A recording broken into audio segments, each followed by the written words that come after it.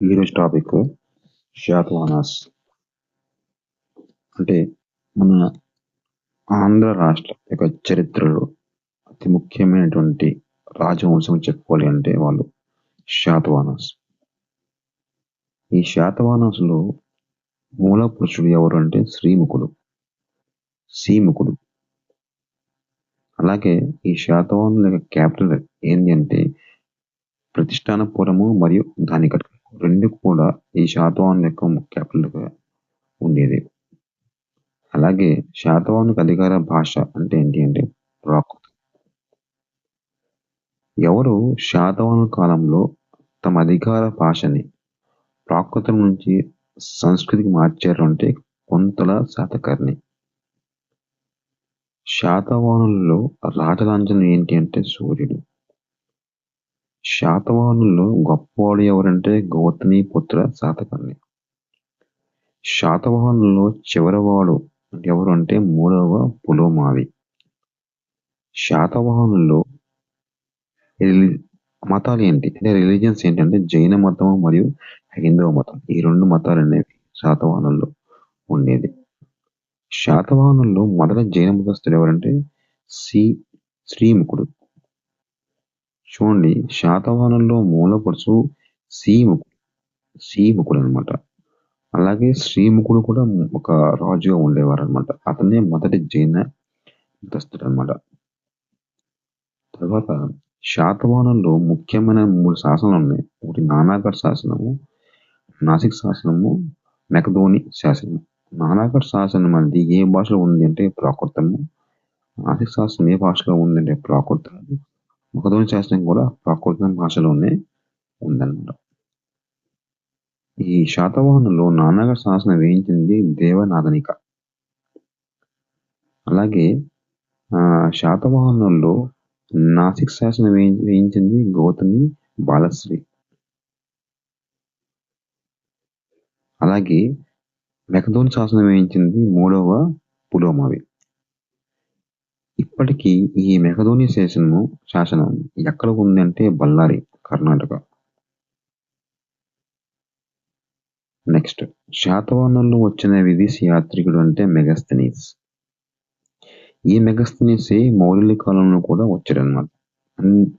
మౌర్యుల కాలంలో కూడా వచ్చారు అనే విషయం మనకు తెలుస్తుంది. ఎందుకంటే మౌర్యుల యొక్క సామంతులే శాతవాహనాస్. కాబట్టి మెగస్తనీస్ ఇండియాకి వచ్చేటప్పుడు ఈ యుద్ధ రాజవంశాన్ని కూడా దర్శించడం జరిగిందనమాట. శాతవాహనాస్ ఎవరి సామంతులు అంటే మౌర్యులు. శాతవాహనాలు ఏ వంశాలు చంపి రాజ్య స్థాపన చేశారంటే శుంగ కన్వ వంశం. మీరు నిన్న మీకు చెప్పినటువంటి మౌర్య సామ్రాజ్యం యొక్క టాపిక్ లో మౌర్యులను చంపి రాజ్యస్థాపన చేసింది ఎవరంటే శుంగ కన్వ వంశం. ఇప్పుడు ఈ శుంగ కన్వ వంశాన్ని చంపి రాజ్యస్థాపన చేసింది శాతవాహనాస్. నెక్స్ట్, శాతవాహనులు శుంగ కన్వ వంశం చంపి రాజ్య స్థాపన చేశారు అని చెప్పే వాజ్మయం ఏంటంటే పురాణ వాజ్మయం. తర్వాత మౌర్యుల యొక్క సార్వభౌమత్వ వారసులు ఎవరంటే శుంగ కన్వ వంశం అన్నమాట. సార్వభౌమత్వం వారసులు అనమాట. కానీ సామంతులు ఎవరంటే మా శాతవాహనాస్ మౌర్యులకి. మొత్తం పురాణాలు 18. దానిలో చివరి పురాణము బ్రహ్మాండ పురాణము, మొదటి పురాణము బ్రహ్మ పురాణము. పురాణాలు ఆంధ్రులని ఏమని పిలిచేవారు అంటే ఆంధ్ర భృతులు, ఆంధ్ర జాతీయులు అని పిలిచేవారు. మత్స్య భాగవత పురాణాలు ఆంధ్రుని ఏమని పిలిచేవారు అంటే మేచ్చులు అని పిలిచేవారు. శాతవాహనుల పరిపాలన కాలం 456 ఏళ్ళు. విష్ణు వాయు పురాణ ప్రకారం శాతవాహనులు ఎవరితో కలిసి జీవించేవారంటే శబరి గుహాది అనేటువంటి ప్రజలతో కలిసి జీవించేవారు. శాతవాహనుల్లో యొక్క వంశవృక్షం చెప్పేటువంటి పురాణం ఏదంటే మత్స్య పురాణం. మత్స్య పురాణము మొదటి శాతకర్ణికి ఒక పేరు పెట్టింది అనమాట. దాన్ని అతని పేరు ఏంటంటే మల్లకర్ణి. శాతవాహనుల వంశవృక్షం గురించి చెప్పే పురాణము విష్ణు పురాణం.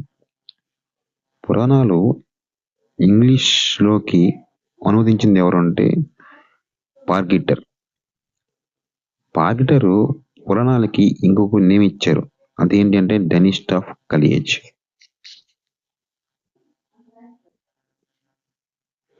ఋగ్వేదంలో ఉన్నటువంటి బ్రాహ్మణం ఏంటి అంటే ఐతరేయ బ్రాహ్మణం. Most important. ఐతరేయ బ్రాహ్మణంలో ప్రస్తావించినటువంటి రాజు ఎవరంటే భీముడు. మహాభారతం యొక్క అసలు పేరు జయ సంహిత, ఇంకొక పేరు అన్నమాట. మహాభారతం రచించింది ఎవరంటే వ్యాసుడు. మహాభారతంలో బసిబాసి అనే పదానికి అర్థము ఏంటి అంటే ఆంధ్రులు నివసించే ప్రాంతము అని అర్థం. Very important. కాయిన్స్ అధ్యయనం చేసేది న్యూమిస్మాటిక్స్ శాస్త్రం ఇది. అలాగే కాయిన్స్ పై గల బొమ్మలు అధ్యయనం చేసేది సిగ్లోగ్రఫీ. శాతవాహనులు కాయిన్స్ ని వీటితో తయారు చేసేవారంటే సీసము, పొట్టీను and silver. Thank you friends. Please subscribe my channel. Support me. Thank you.